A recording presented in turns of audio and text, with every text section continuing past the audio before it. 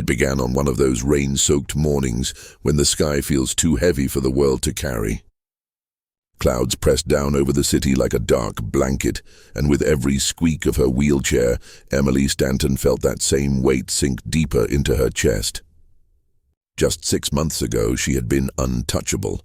New York's youngest ballet prodigy, center stage under blinding stadium lights, her name whispered as the future of dance. Then came the accident. A careless driver, wet asphalt, tires screaming, and in a single brutal moment, her body betrayed her. Her spine, they said, would never heal. Since then, she hadn't walked a step. But worse than the silence in her legs was the silence in her life. People called her brave, but they didn't see the nights when she drowned her pillow in tears. They didn't hear the way she choked back sobs just so her father wouldn't look at her with that same helpless, haunted expression. Her father, Charles Stanton, billionaire titan, a man used to bending the world to his will, was crumbling. Power had always been his weapon, money his shield, but no empire could give his daughter back her legs. No deal could repair a shattered soul. If you believe in second chances, in kindness, in the idea that one small encounter can change everything, pause for a moment.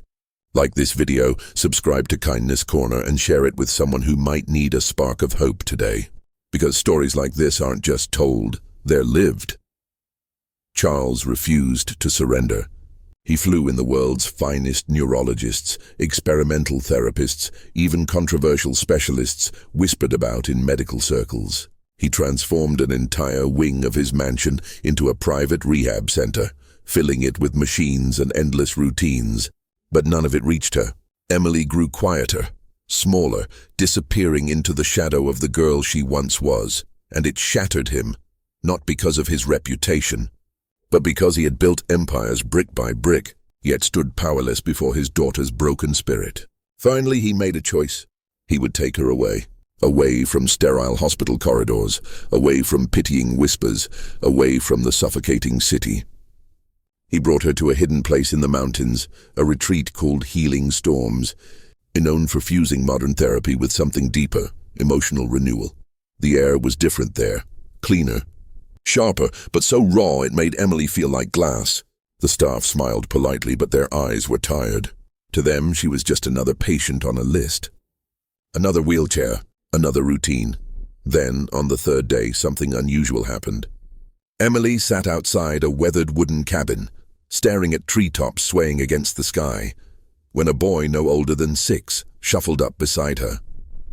His cheeks were sprinkled with freckles like spilled stars, and a stubborn cowlick pushed up through his messy brown hair. He studied her wheelchair for a moment, then met her eyes with a simple, unshaken smile. "My dad says you're really sad," he said. Emily blinked. She had no words.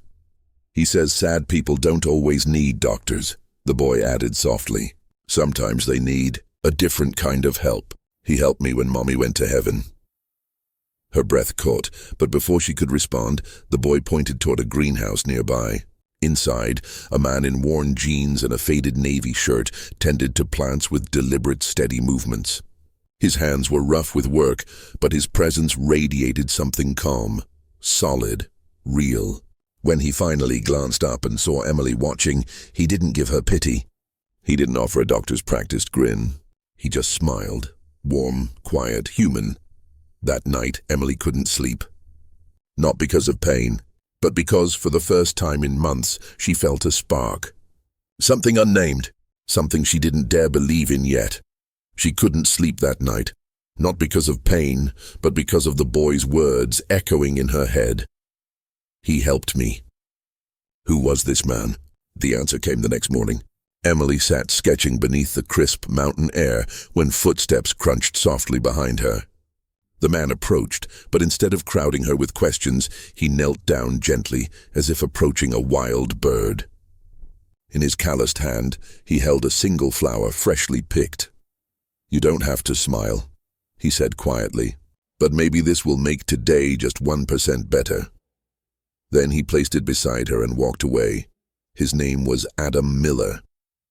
Once a respected physical therapist in the city, Adam's world had shattered when his wife passed away unexpectedly.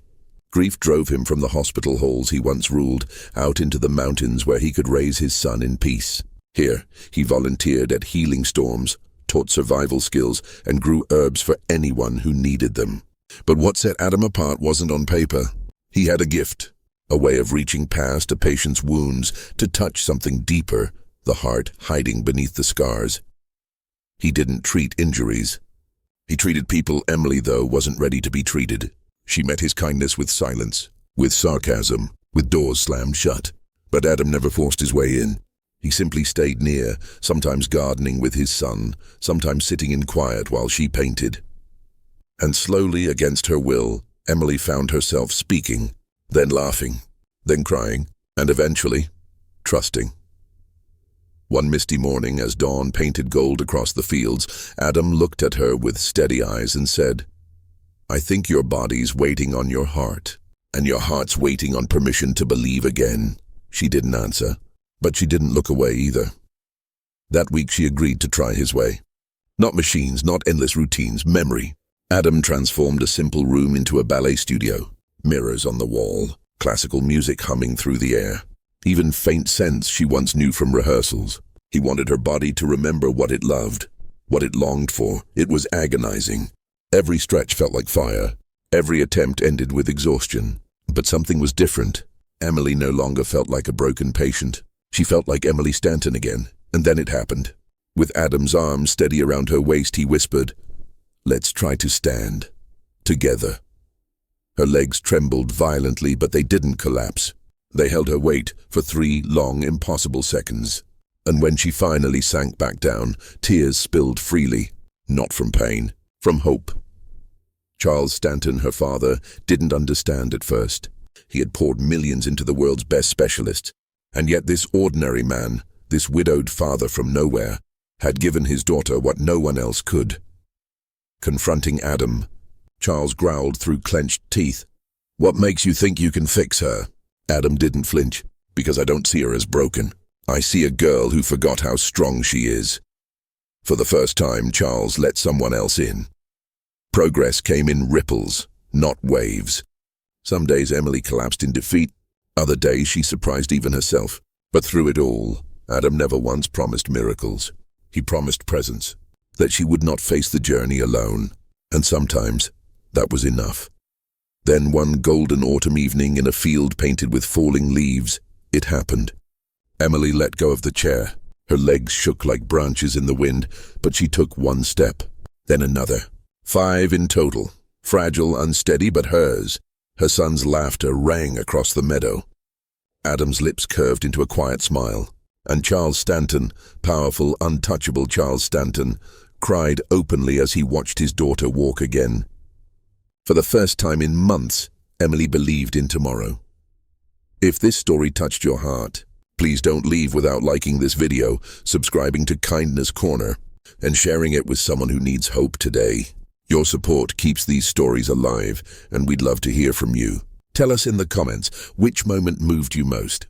Your words help us spread kindness farther than we ever could alone. Would you like to see part 2 of Emily's journey?